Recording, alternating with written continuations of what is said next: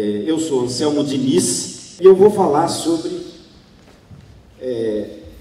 a utilização do fluido de corte na usinagem do Inconel. De superligas, a palestra inicial era de superligas, mas eu resolvi falar só sobre o Inconel, que é uma superliga de níquel, que falar de todas as superligas, superligas de titânio e outras, e não dá tempo. Por que falar das superligas de níquel, do torneamento de superligas de níquel? Porque nós vamos ver isso aí, é uma liga que está sendo muito usada na indústria, principalmente na indústria de petróleo, e é uma liga que é super difícil de usinar. Tá? A indústria metal-mecânica brasileira está acostumada a usinar aço, está acostumada a usinar ferro fundido, alumínio, mas Inconel é coisa nova, é coisa de 10 anos para cá. Inconel que é uma superliga de níquel. Então, eu vou falar um pouquinho da superliga de níquel, do que é a superliga de níquel, e depois vou falar do uso do fluido de alta pressão no torneamento da superliga de níquel. Que nós vamos ver que para materiais super resistentes como desse tipo, é fundamental uma refrigeração muito eficiente, e o fluido em alta pressão nos nossos testes foi muito bem. Bom, eu sou esse cara aqui, Anselmo Eduardo Diniz, sou da Unicamp, da Faculdade de Engenharia Mecânica, professor de usinagem lá há 32 anos, quer dizer, muita gente já passou pelas minhas mãos. Bom, ligas de níquel, muito usada em vários lugares. No Brasil, muito usada, é usada também em avião, mas muito usada em plataforma de petróleo, muito usada no fundo do mar. Tá bom? Passando o óleo, acabou de sair do poço, passa pelas peças de Inconel, de liga de níquel. Inconel é um dos nomes de uma das principais ligas de níquel, de uma das principais famílias de liga de níquel. O óleo sai lá de baixo, tem contato com peças de Inconel. Então imagina quais são as características de um material que trabalha a 7 km de profundidade, para baixo da lâmina d'água. Tá bom? Então, tem que incluir alta temperatura, alta resistência em alta temperatura, e tem que incluir alta resistência à corrosão em ambientes extremamente agressivos. Consegue-se fazer uma liga dessa? Tem-se feito, só que paga-se o preço, não é fácil de usinar uma liga dessa. Não é que nem usinar aço, que todo mundo sabe fazer, como usinar ferro fundido, que todo mundo sabe fazer. Tá? Então, todas as aplicações que requerem material com elevada resistência mecânica, boa resistência à fadiga, porque tudo trabalha vibrando, tudo trabalha com esforços cíclicos, e afluência, quer dizer, não pode deformar debaixo de esforços cíclicos, e muita resistência à corrosão. Tá? Tudo isso em alta temperatura, porque lá no fundo do mar, a 7 km de profundidade, está em alta temperatura. Então, tudo isso em alta temperatura tem que funcionar bem. Então, as ligas de níquel são ligas que têm de 30% a 75% de níquel. Tem algum cromo, tem algum molibdênio. Eu não vou falar muito a linguagem de materiais, eu não sei bem como é que é a plateia aqui. Se tivesse uma plateia que entendesse de materiais e tal, eu ia entrar mais em detalhe, mas endurecidas por solicitação sólida e por precipitação, não vou explicar o que é isso, porque talvez, eu não sei como é que é a plateia, parece que tem muitos químicos aqui e tal, mas entenda, é uma liga super resistente, super demais a liga, também difícil de usinar e cara de comprar. As principais famílias são essas: Asteloy, Inconel 600, Inconel 617, Inconel 625. Nós vamos falar principalmente da família Inconel. Tá? Níquel, que chega até 75% dessa liga. É um metal dútil. O que é um metal dútil para aqueles que não são da área de materiais? É um material que se deforma muito antes de romper. Então, tem uma zona plástica muito grande. Quando rompeu, já está bem diferente a sua forma da forma inicial. Então vai sofrendo a solicitação, deforma, e aí rompe. Isso para usinagem é ruim pra caramba. E para quem sabe material, a estrutura cristalográfica é cúbica de face centrada, mas quem não sabe, tudo bem. Mas é um material, aqui é bom lembrar, é muito dútil. E não muda de fase, o aço muda de fase à medida que aquece. Para quem sabe, o aço muda de perlita para austenita, e depois, quando resfria rapidamente, volta para uma outra fase chamada martensita. Não. O níquel não muda de fase com a temperatura. E quem não sabe o que é austenita, perlita, martensita, me desculpe. Tá bom? Bom, o níquel, que é o principal elemento químico, tem matriz austenítica. Então ele é mais ou menos como se você estivesse usinando um aço que tivesse a 900, 950 graus Celsius. Então, muito dúctil, deformando bastante. A 900 graus Celsius você deforma bastante o aço. Só que o aço, muita que se aquece, você faz ficar mais dúctil, mas também com menos resistência. Aqui, a temperatura ambiente, ele tem a dutilidade de um aço de 900 graus, mas tem muito mais resistência. Tá? E perde a resistência em temperaturas mais altas. Isso é péssimo para a usinagem. Porque na usinagem, à medida que você está usinando, arrancando cavaco, usinagem tem que arrancar cavaco. Você está arrancando cavaco, aquela região ali próxima da ferramenta, que ainda é peça, vai virar cavaco daqui a pouco, está aquecendo e fica mais fácil de cortar. Porque aqueceu. O níquel e o Inconel perde pouca resistência quando aquece. Então não é tão fácil usinar, porque continua com resistência. É mais uma dificuldade de usinar, além da alta dutilidade. Bom, não é uma liga muito dura, mas tem alta resistência. Então precisa muita energia para cortar, mais potência da máquina para cortar, certo?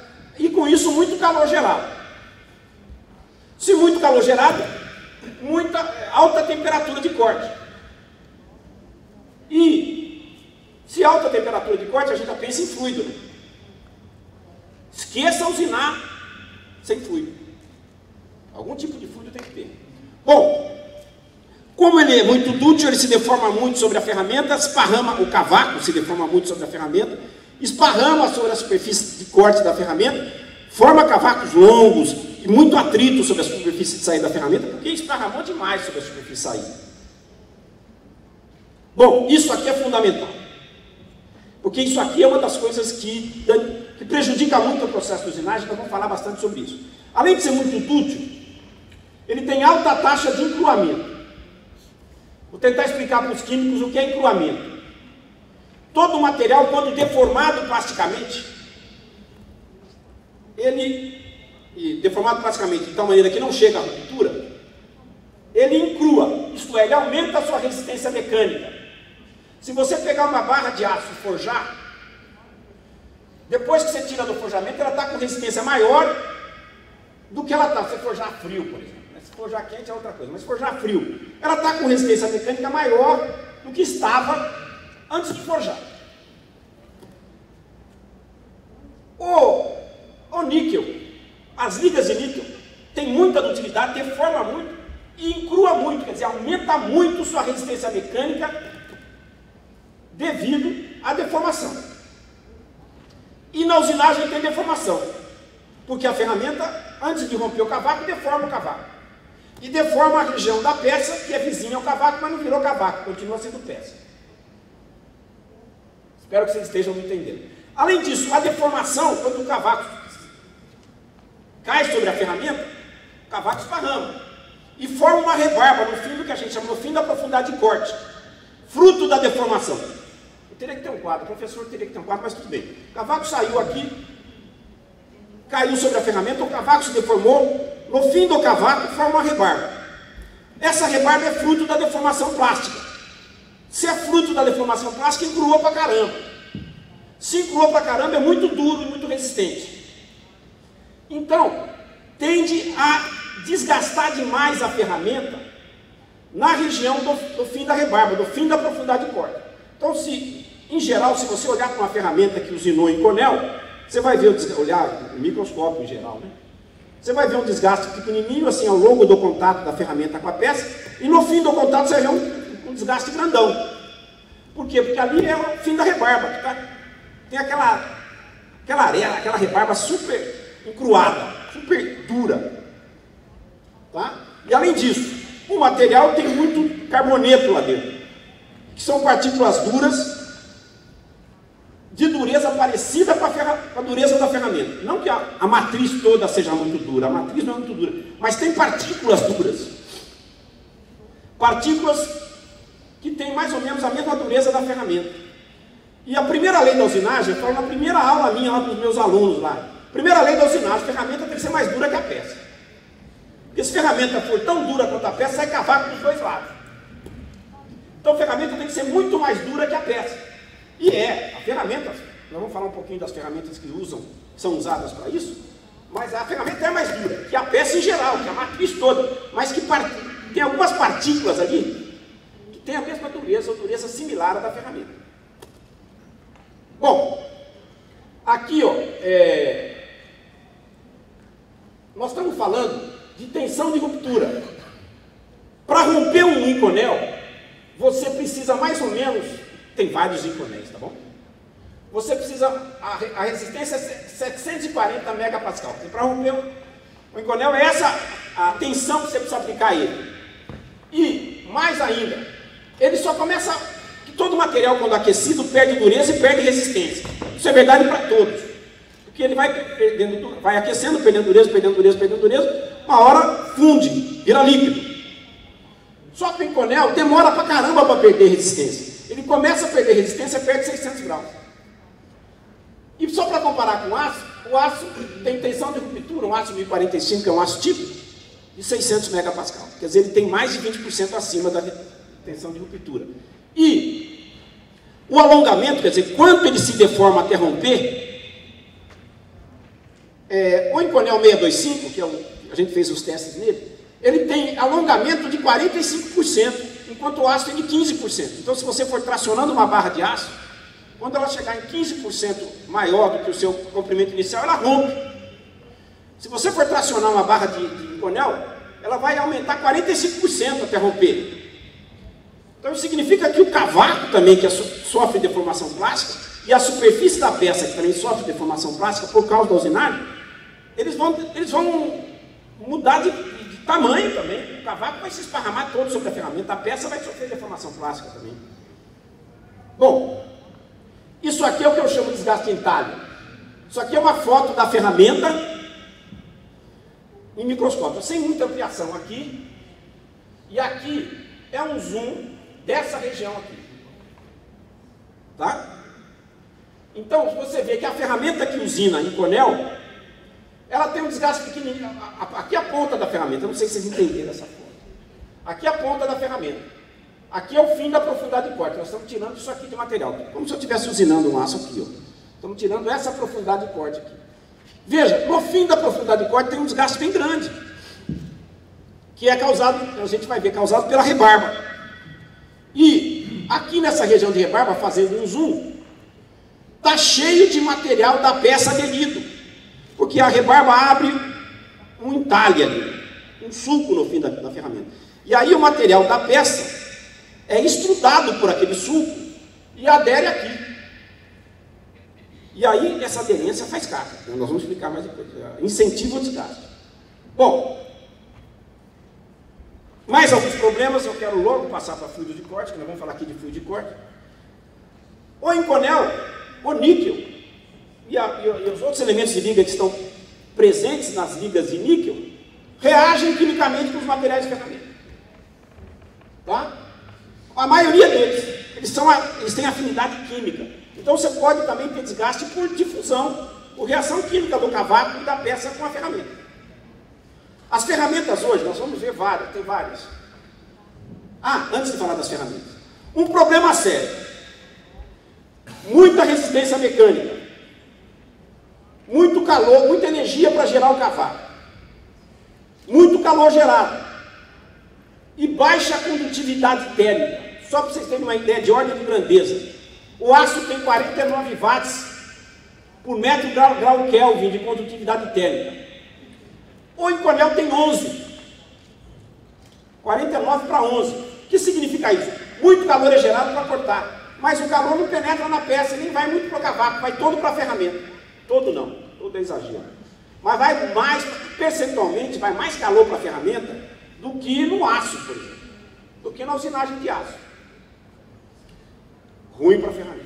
Porque, além de ter mais calor gerado que na usinagem do aço, você vai ter mais calor indo para a ferramenta. Haja ferramenta para cortar isso aí. De novo, precisa de fluido. Precisa tirar o calor da ferramenta. Bom, isso aqui são fenômenos de desgaste que eu não vou falar muito. Bom, que materiais de ferramenta a gente usa no Inconel? Tem vários testes, muita gente tenta muita coisa. Teve um material que foi desenvolvido para usinar essas ligas, que é a cerâmica com uísque.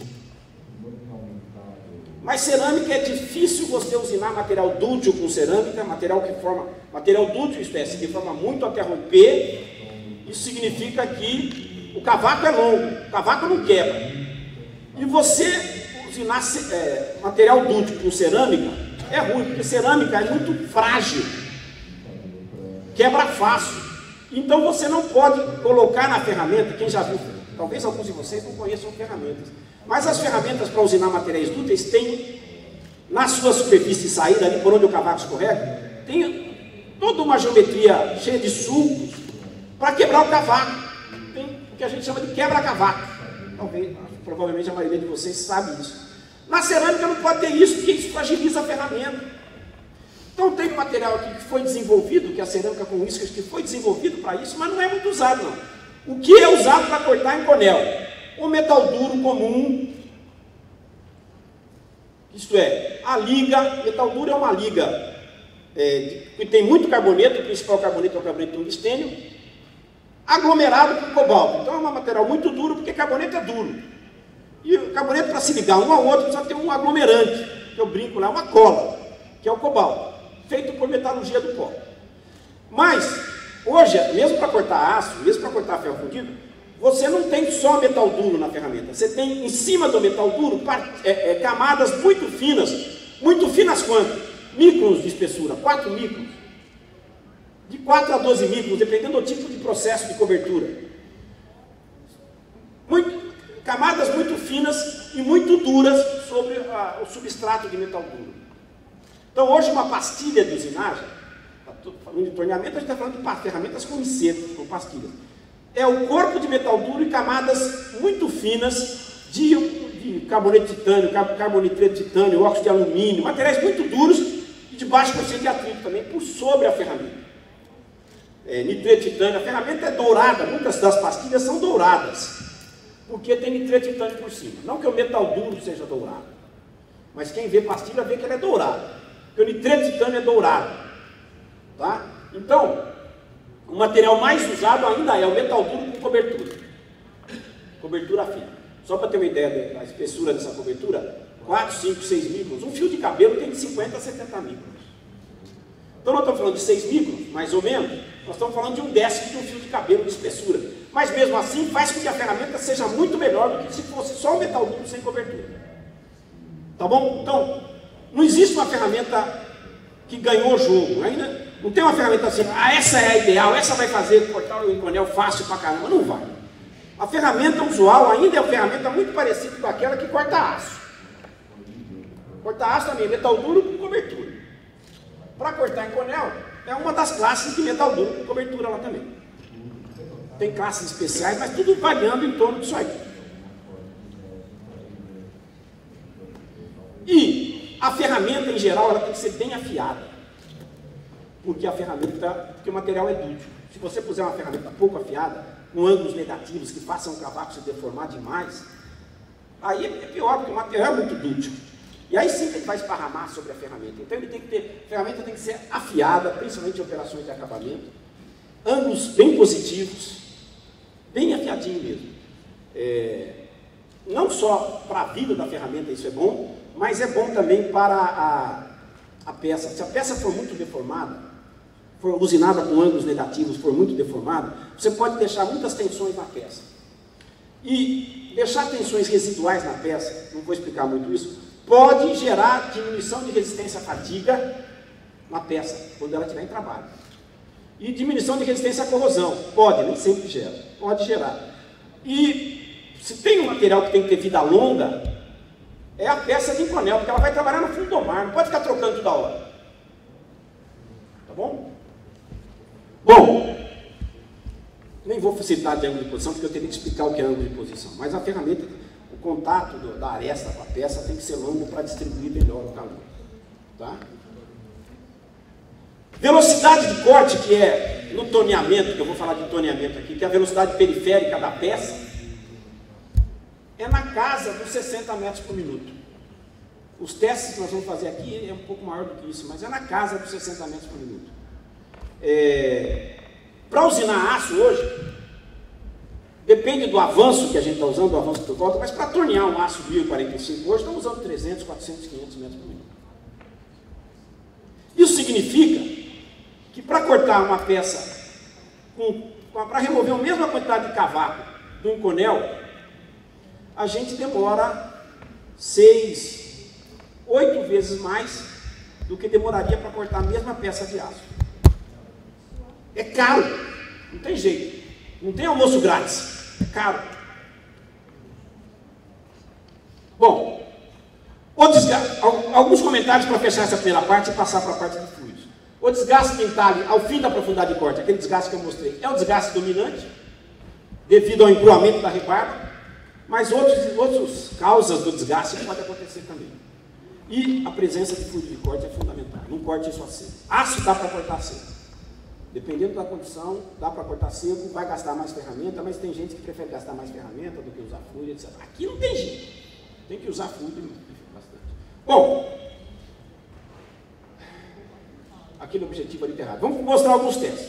Nós fizemos testes num Inconel, chamado Inconel 625, com dureza de 272 Brinel. Essa dureza, o aço normal tem 180 a 220 Brinel. Então aqui o aço, aqui é um pouco mais duro que o aço. Resistência, aqui ó, limite de resistência é 1026. Lembra que aquele Inconel que a gente mostrou lá atrás tem limite de resistência de 740, lembra? Aquele gráfico lá de trás. Esse aqui tem 1026. E tensão de escoamento, que eu não vou explicar o que é 730. E o alongamento de 34%. O que nós fizemos? Nós testamos tonear o aço, lindo. Tonear o Inconel 625, que é uma liga muito usada em árvore de Natal. Árvore de Natal não é aquilo que você põe na sua casa em dezembro. A árvore de Natal é uma peça que recebe todos os tubos dos diversos postos de petróleo e joga para cima, para chegar no navio plataforma, etc.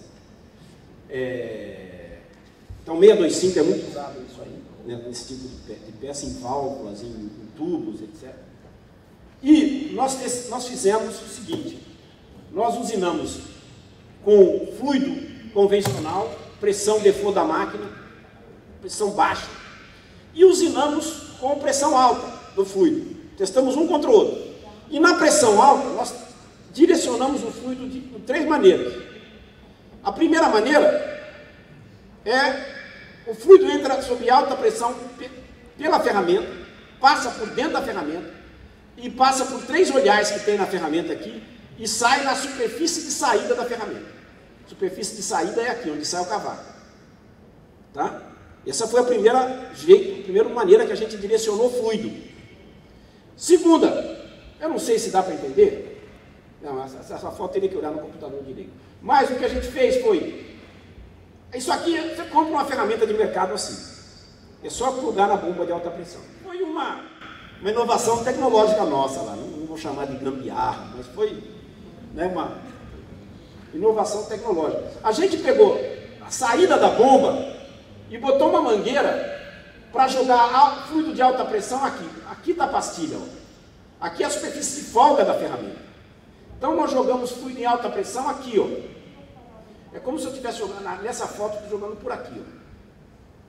Então, primeira maneira que a gente jogou alta pressão, em alguns ensaios, foi fluido aqui. Segundo, desligamos aqui e jogamos fluido aqui, ó. Aqui está a mangueira. E terceira maneira, nós dividimos a vazão do fluido e jogamos tanto na superfície de saída quanto na superfície de folga. Entenderam? Foram essas 3 maneiras que a gente teve para jogar o fluido. O fluido está, deixa eu ver se tem aqui, não está. O fluido está a 70 bar de pressão, que é a pressão da bomba. Tem bombas pressões mais altas, mas nesse fluido ele foi a 70 bar de pressão. E era um fluido aquoso. Era um fluido com 10% de concentração de óleo, 90% água. Um fluido vegetal, dos nossos amigos lá do fundo. E a gente cortou a 65 metros por minuto. Lembra, a velocidade de corte do Inconel tem que ser baixa. Avanço, como era uma operação de acabamento, 8 centésimos por volta da peça. Cada volta da peça a ferramenta caminhava 8 centésimos de milímetro. E tirávamos um milímetro de profundidade de usinagem. Tá? A ferramenta passava e arrancava um anel externo de 1 milímetro.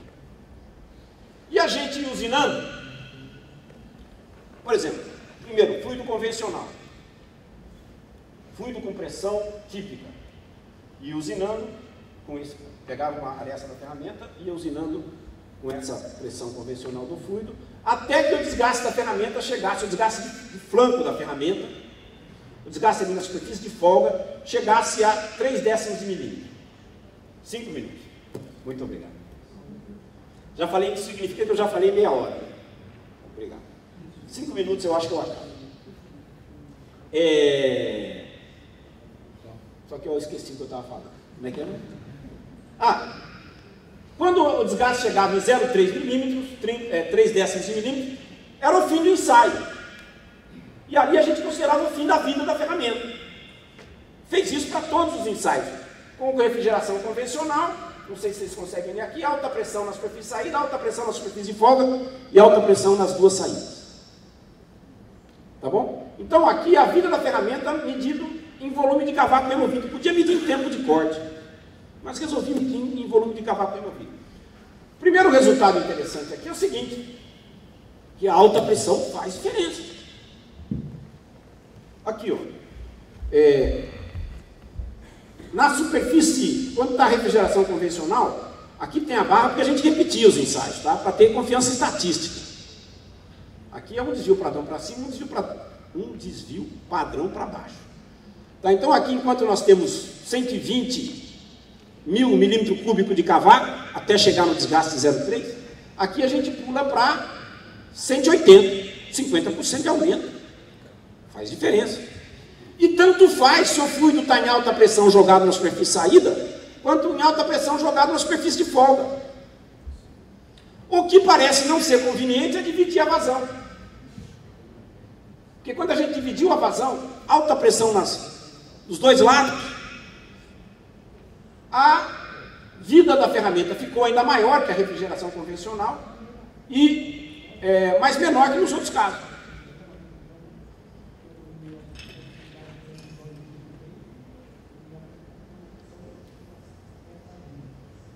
Alguma coisa aconteceu aqui, me ajude. Não consigo sair desse slide.